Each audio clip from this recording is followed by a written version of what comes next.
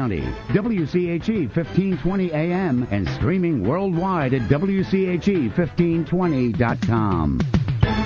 And welcome back to the WCHE Morning Magazine. I'm Doug Sterling. He's Bill Mason. The phone number, of course, 610-701-WCHE. Going to turn our attention to a new book that is just about ready to come out. And the author, Kataline, is on the line with us. And it's a topic, Bill, that has kind of been near and dear to our hearts, talking about not just any police, but the food police. Looking forward to this. Karen, welcome to the show. Hi, good to be with you. The book is called Fatlash, Food Police and the Fear of Thin. Give us an explanation of the title, first of all. Yeah, it's a little bit unusual, isn't it? Yeah. Well, Fatlash is actually primarily a memoir, and I call it a cautionary tale.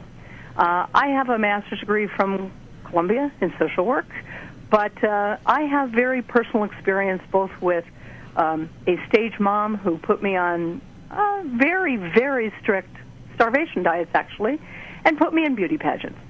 I have spent many years understanding the impact of all of that, and what's interesting to me is that the culture and policy makers and bureaucrats, frankly, are making a lot of the same mistakes my mother did.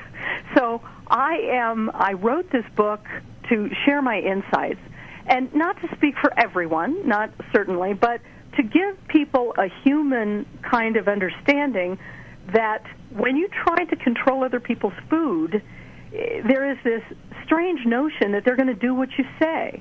My contention is that kind of food control and dictatorship, if you will, actually makes people fatter, as does the kind of unfortunate display of children in beauty pageants. I have some interesting ideas about how fat protects us from that. So, in fact, the two are really quite related in many cases. Not in all, but in many, many cases. Well, a couple of times in the past few years, the mayor of Philadelphia, Michael Nutter, has been trying to either add a tax to soda in particular, and that has been shot down so far. But, of course, we know that just north of us in New York, Mayor Bloomberg has been actively out there trying to either tax it or ban it altogether. Is that the purview of politicians? Absolutely. Not only is it not the purview of politicians, but we've crossed a very dangerous line between nutrition education being told what might or might not be good for us to eat, and now we've appointed ourselves the dictators of what other people eat. And that has never worked, never will. And in fact, people who don't have weight problems will probably likely develop them, because when you make something off limits, when you make it more valuable, did you know that there is just to interrupt myself, did you know that there is a black market on junk food in California? No, I did not. The more we control and restrict, the more people find that they'll find a way around it, and that is the name of the book, Fatlash. It's a backlash against that.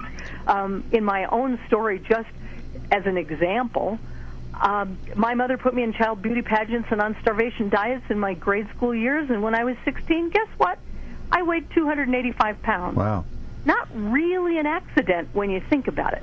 Now, it was my responsibility. This isn't a mother blame sort of book, but it really wants, what I want to do is help people understand how damaging and dangerous a path we're going down here.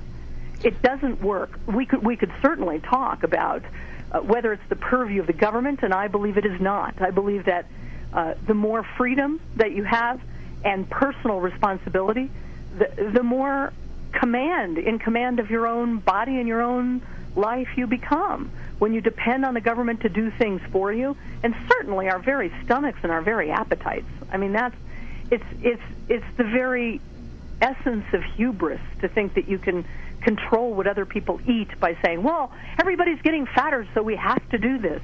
It doesn't even work.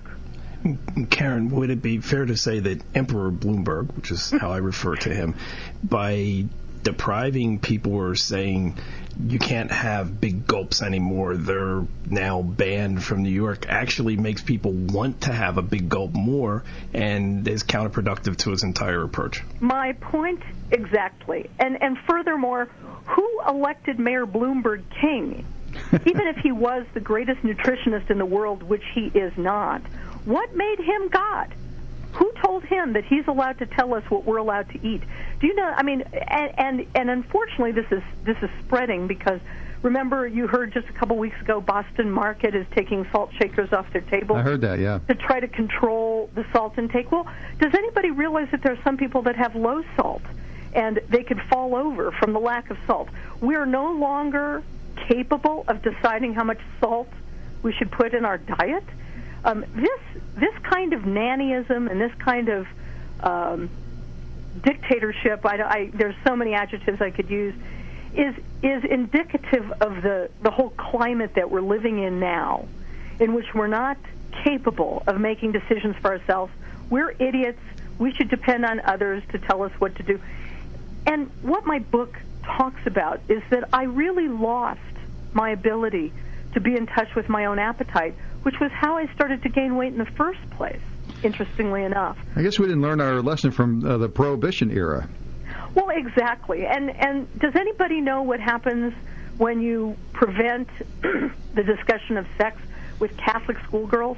I mean, you know, do Catholic schoolgirls? I mean, it's the same thing. I mean, it's the presumption that we're not going to react to what people prevent us from doing. My book begins with many trips down to the kitchen in the middle of the night to steal food, because my mother was such a maniac about controlling everything that I ate. It's interesting. Policy people say, well, let parents control what their kids eat. My contention is not only should not bureaucrats do it, but parents need to be very careful, because they can create the same war.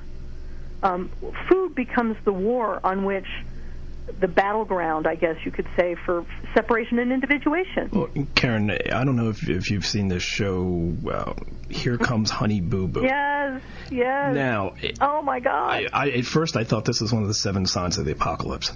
You might be right. But in some weird way, yes, having a child involved in these whole pageant things, which I just think is ridiculous from the jump. She's rather, on the chunky side. Is that at least sending a message that your child doesn't have to be stick thin to be in a beauty pageant, or am I trying to find a nugget of goodness? No, this whole thing, I could only watch about 2 minutes of it. It's a clownish satire of itself. It took me 15 years to write this book, and I began when there was a discussion, a debate, when the John Benet Ramsey case was a discussion about child beauty pageants and not a murder mystery. And I certainly would not outlaw beauty pageants for the same reason I wouldn't have the government tell people what to eat. But it's the parents that are attracted to these kinds of sexualization of children. I talk a great deal about parents who live vicariously through their children in my book, because that's the kind of mom I had. And this was in the 60s when it was much more rare. What was your mother's reaction when she realized that you were gaining weight? Well, you'll have to read the book. It's kind of an interesting story, and I hope that people will look for it. And if you send me an email at KarenKataline.com, I will let you know exactly when it's out. It should be out in a few weeks. It's my own story, and again, I try really hard not to speak for anyone else. What bothers me is that people like me have not been heard from. When the media interviews child beauty pageant contestants, for example, they make the same mistake parents do by thrusting children into adulthood and asking them if they like it. You know, age appropriateness dictates that children don't know whether it's good for them or not. That's why they have parents to protect them. And we're not protecting children from this kind of sexualization. It has really damaging consequences. And I don't think people understand that some. And we're speaking with Karen Kataline, who's the author of Fatlash, Food Police, and The Fear of Thin. I was watching the Democratic Convention last night, and what just came back to me is that most of the ills of our society come from poor parenting or the lack of parenting, but government can't fix parenting. I mean, you could use it as the bully pulpit, and Michelle Obama, you should eat healthy. That's all fine. But you can't legislate good parenting. You just have to encourage it.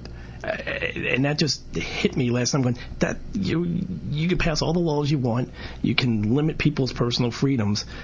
Things aren't going to get better unless parents parent.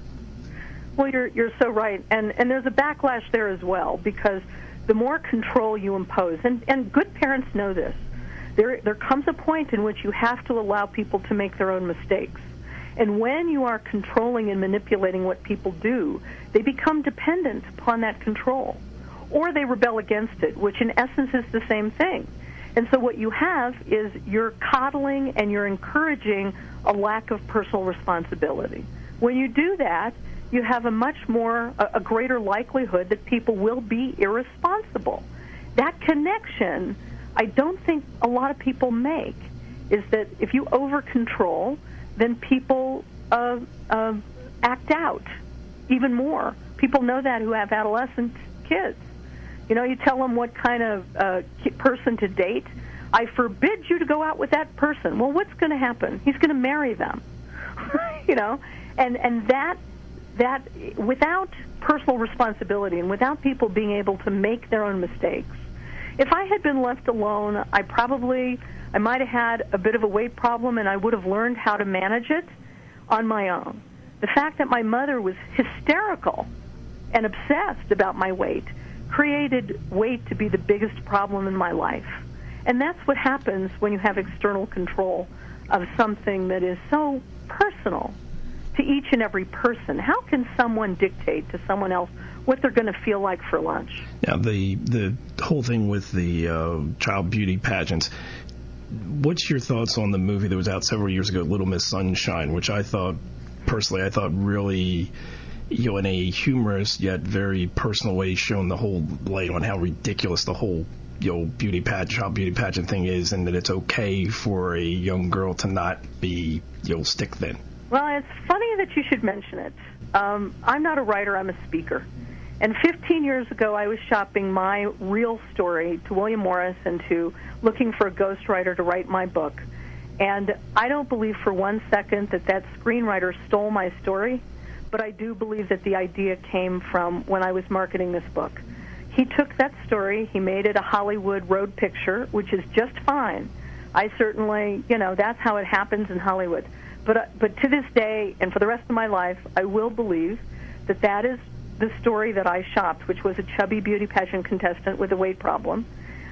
What he did with it, interestingly enough, as a Hollywood screenwriter, he made it the child's desire to be in those beauty pageants, and that wasn't my story at all, which is why I needed to write it myself and not get a ghostwriter.